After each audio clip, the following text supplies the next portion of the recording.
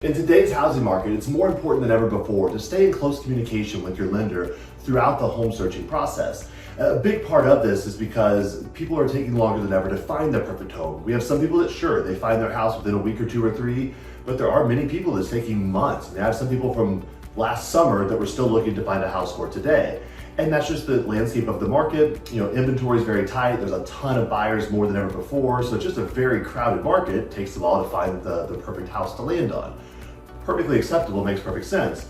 But the big thing here to keep in mind is what somebody might have qualified for a few months ago could be very different today. So, and many different reasons. So for one, house prices are more expensive. So the ballpark price range they might have looked at previously, well, maybe that's not the house for them today. If there was a $300,000 house last summer, well, you can't quite buy the same amount with $300,000 today as you could last year, for example. The other one is interest rates.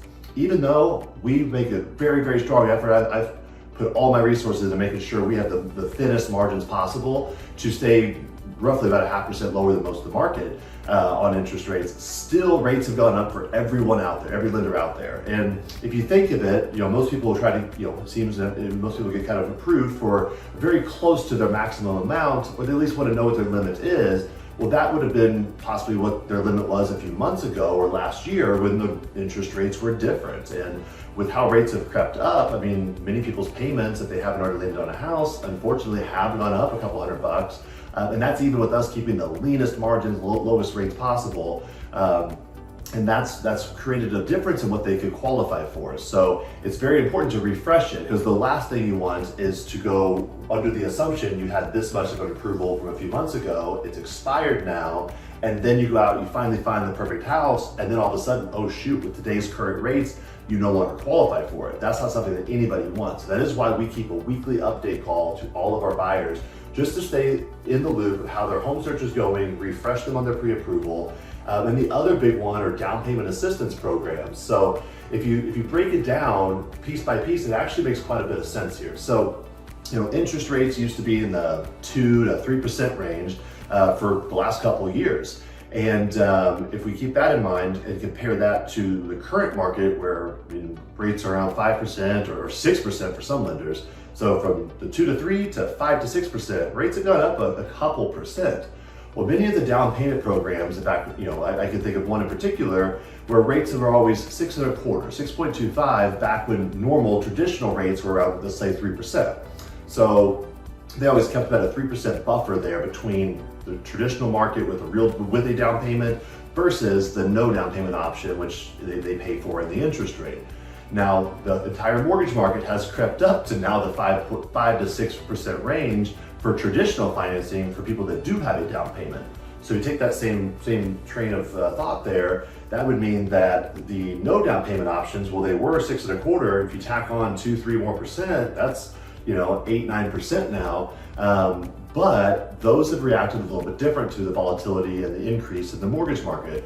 So the reason being, they're not just equally increasing their rates the same way the normal market does, where they both go up and down together, because so if you have a super high interest rate and there is a decent chance that in the next year or 2 or 3, their rates kind of come back down and there could be a little bit of a refi boom again. So the only way that pays off for those programs that do the zero down payment to take on that extra risk, they have to in turn get a higher rate of return on interest, because they know some of those very well might be defaulted on. So they have to get a higher return for that to make any sense at all. And that's program by program, but they all have a similar thought process on that. Now, if they just continue increasing with the mortgage market and they're offering a 9% interest rate, well, if you really start breaking that down, shoot, if that person gains a little bit of equity and they kind of get their feet, which right now, you think about it, houses are gaining equity left and right like crazy. Well, that person could jump into a 9% mortgage, wait a couple months, their house goes up in value enough to now they have enough equity to refinance and still fit within the ratios. They almost like earned their down payment just by living in the house. And they can refinance right out of that really, really quickly with how rapidly home prices are going up on one side of it. And the other side would be that rates very well could be going down in the next year or two, like kind of a little bit further out, not right away. So they're probably only going to receive interest on that for a very short period of time. A normal mortgage is actually paid or kept for about 6, 7, 8 years, they say. And they're saying that if the 9% interest rate is what somebody has, they're probably going to keep that for a year before they refinance or get out of it. So they're not going to ever recoup the amount that they need to recoup on those programs. So what they've done, they've kept their rates very, very still. I mean, the rates went from like 6.25 to 6.75 for some of the programs. So it's only a 0.5% increase, while the rest of the market had a 2 or 3% increase.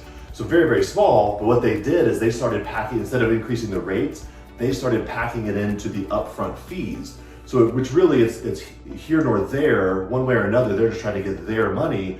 But the reason they're doing that is instead of on the rate, they're packing it in upfront, like origination charges on some of those programs, because they want to get their money up front. They know, hey, the way the market's going, the housing market going crazy, so people have equity to refi, or if rates drop in the future, people are going to get out of this loan. We have to get our money, this speaking as them, third party here, they want to get their funds right up front so they can see it. It's an upfront cost, so they're collecting it. The tough part about that is on a down payment assistance program, you know, those people don't have a down payment, so they can cover, let's say, their 3.5% down payment on an FHA loan in exchange for that company, that the investors wanting a 2 or 3% discount point or origination charge to do that loan. So they're pretty much saying, we'll cover your 3.5% if you give us 2 or 3% back. Well, that doesn't work. That's the whole reason why the person's in a down payment assistance program.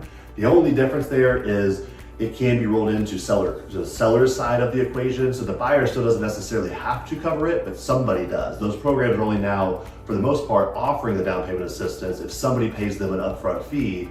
The one little loophole or silver lining is that it can be negotiated where you build that into the offer with the seller, and the seller maybe pays the closing cost and that 2 or 3% fee to the investor for the down payment assistance program. But it makes it very tough, and that's why when you really start unpacking it level by level, it makes sense, but it is a tougher environment for everyone, especially the down payment assistance programs, and that's why.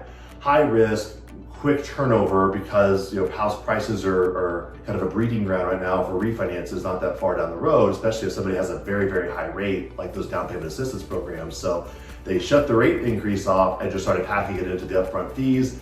That's a little bit deeper dive into it, and that's why the down payment assistance programs are having a little bit more volatility than the rest of the market.